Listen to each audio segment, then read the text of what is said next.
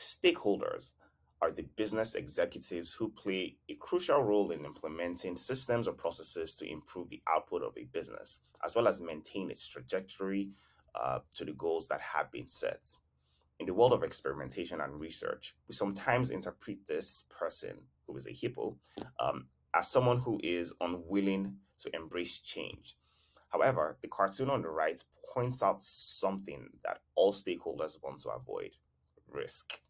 Looking like a baddie, I show up and make them stop. Wanna know my name so badly, cause I run this whole block. Flip my hair, move my head, show the world I'm royalty. When I walk by, they be taking bows, cause they know I'm the queen, yeah. Hi everyone, thank you for joining me today. My name is Oreoluwa, and I'm here to talk about an essential aspect of optimizing online businesses: getting buy-in from stakeholders for your test ideas.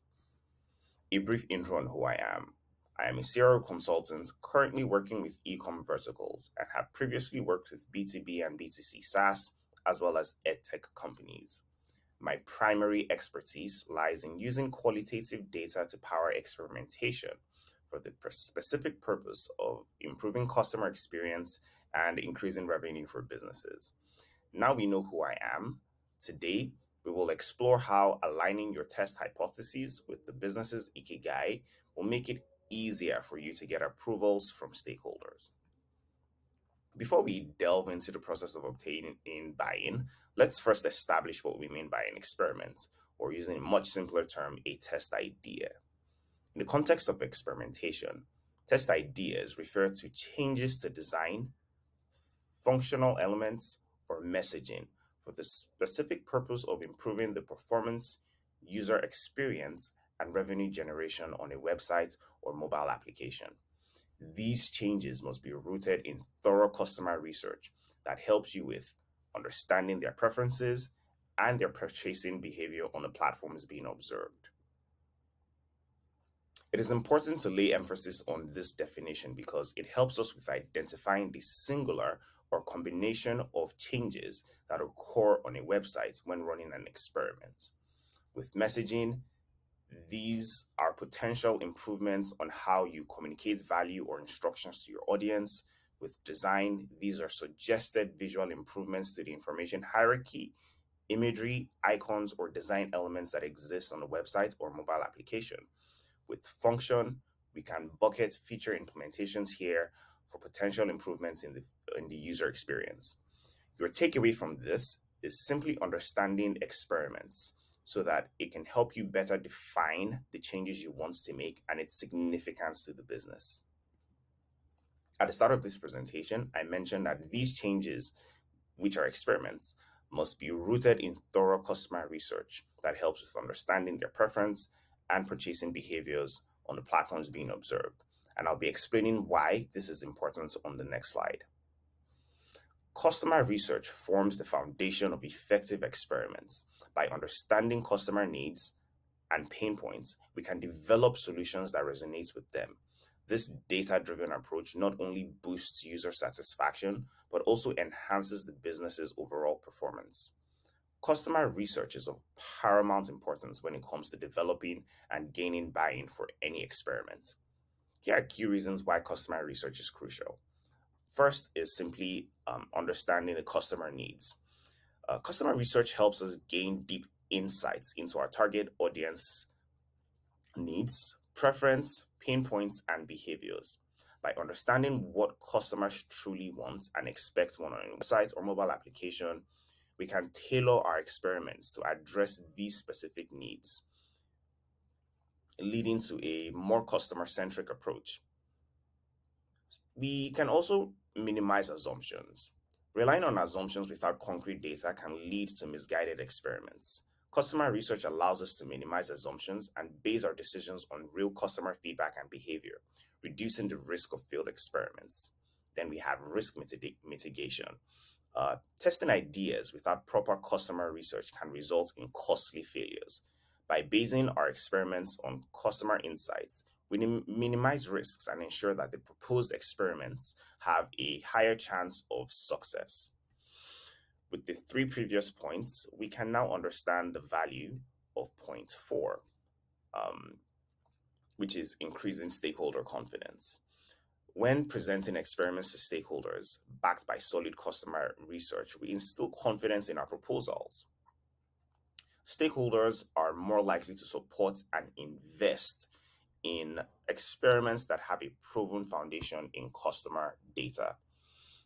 And finally, we have the long term strategy development, where customer research helps in identifying trends and predicting future customer needs. This enables us to develop long term strategies that align with evolving customer preferences, ensuring sustainable growth for the business. And here's our takeaway. By leveraging insights from customer research, we can create experiments that not only align with the business's ikigai, but it also drives positive outcome for both customers and the organization. Now that we understand the importance of customer research, uh, we can now start to identify who business stakeholders are. Stakeholders are the business executives who play a crucial role in implementing systems or processes to improve the output of a business, as well as maintain its trajectory to the goals that have been set.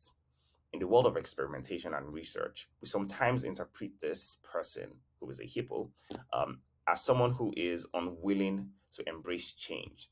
However, the cartoon on the right points out something that all stakeholders want to avoid: risk.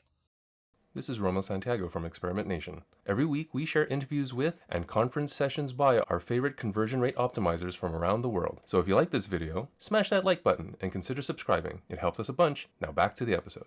In the eyes of a stakeholder, we CRO professionals are in the business of presenting new risks at every meeting, and it is their utmost responsibility to say no every time they think the risk is just too high.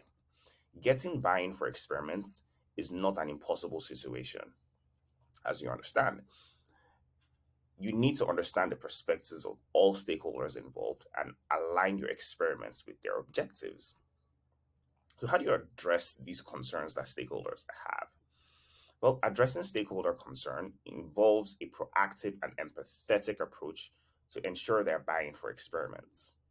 To gain buy-in, we must proactively address these stakeholders' concerns that may include budget constraints, potential risks, or even skepticisms about the proposed test idea. When we acknowledge these concerns and offer well-researched data and projections, we start to instill confidence in our proposals. Addressing stakeholder concerns involve these 5 points: actively listening, providing data justifications, showing impact on KPIs, demonstrating flexibility, and clear communication. So let's explain these points a little better so you understand how to effectively address stakeholder concerns. With active listening, it's simply showing genuine interest in their perspective and demonstrating empathy towards their worries. So you must begin by actively listening to their concerns and questions. With the data-driven approach, it's supporting your proposals with robust data from customer research, industry benchmarks, or even previously successful experiments. Here, you must clearly articulate the objectives of the proposed experiments, explain how each test idea aligns with the overall business goals, the customer needs, and long-term strategy. This would help you in providing concrete evidence and data that can help alleviate doubts and build confidence in the viability of the experiment. You also need to show the impact on KPI, and that is clearly explaining how these experiments are expected to impact the KPIs. And these KPIs are metrics that truly matter to the stakeholders. Then you also need to demonstrate flexibility, and with demonstrating flexibility, it's showing a willingness to adapt your experiments based on constructive feedback. I must lay emphasis on being open to refining some of your test strategies to better align with stakeholder expectations. And knowing how and when to do this will make your proposals more appealing to them. Finally, with clear communication, it's simply setting realistic expectations about the outcomes of the experiment. Avoid overpromising and ensure stakeholders understand that the experiment's results may guide future decisions. Now, we've been able to address how to get buy-in from stakeholders, but we also need to address how to effectively communicate the value of an experiment.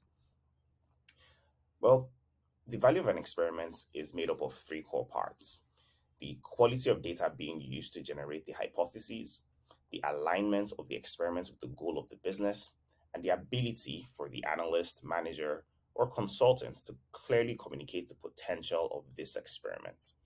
We've been able to touch on points one and three, so we are going to go a little bit deeper into points two, which is the alignment of the experiments with the goal of the business. Now, the ikigai of a business represents the convergence of three elements: the business goals, customer needs, and technical requirements. And our test ideas or experiments should align with these aspects to maximize their impact.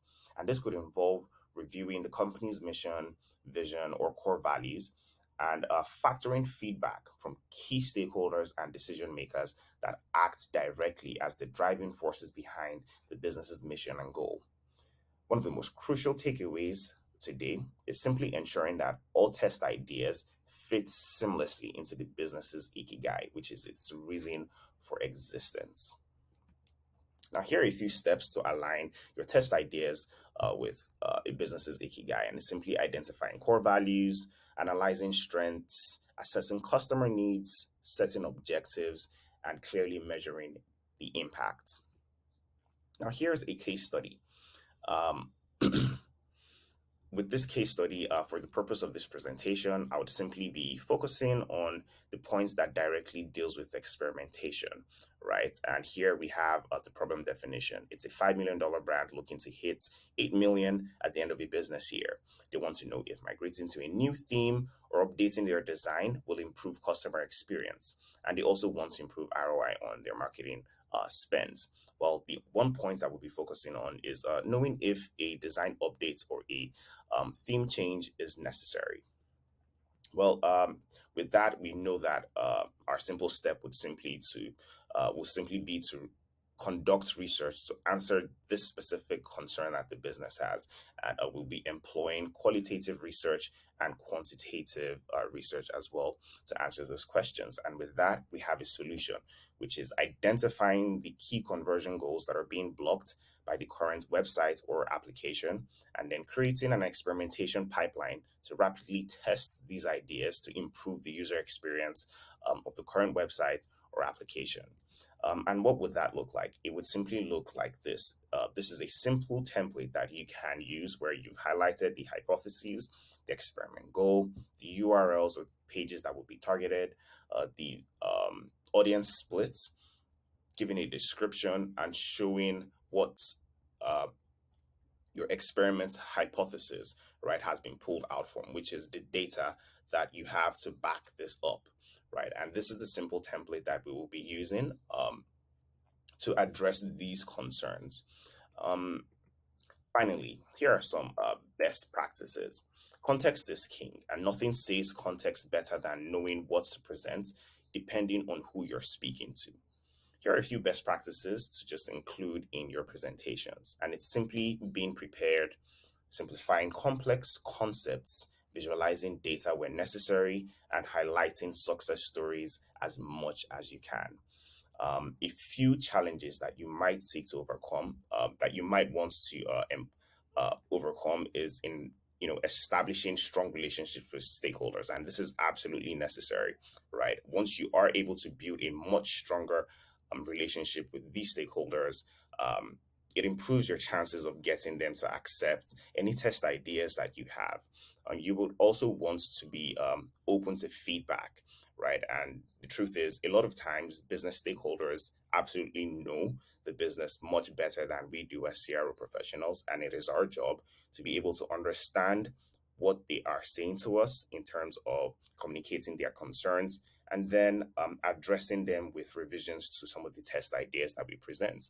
And then starting small. And this is simply starting off with low risk test ideas, simply to build confidence before proposing much larger changes. So thank you once again for being a part of this presentation. I hope you learned something today. And if you have any questions, please feel free to reach out to me on LinkedIn. Thank you.